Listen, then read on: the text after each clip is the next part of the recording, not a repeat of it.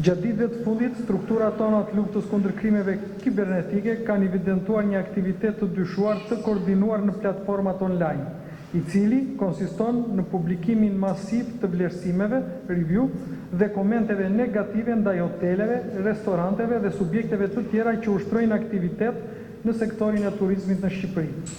Nga veprimet e para verifikuese, administrimi i kallëzimeve dhe analizave të dhëna të siguruara deri në këtë fazë, rezultojnë indicie për ekzistencën e një rrjeti llogarish që kanë vepruar në mënyrë të sinkronizuar në platforma ndërkombëtare të vlerësimit të hoteleve, restoranteve, resorteve dhe destinacioneve turistike.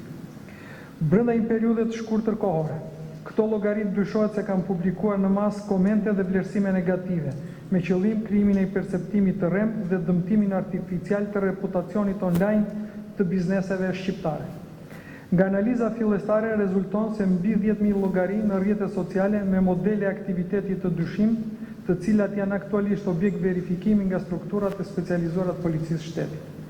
Konkretisht, një pjesë e konsiderueshme e llogarive dyshohet se janë krijuar rishtas dhe janë përdorur në funksion të kësaj veprimtarie, por ka dhe llogari me profile të rregullta të sakta, të cilat janë identifikuar nga ana jonë dhe po vijojnë veprimet hetimore.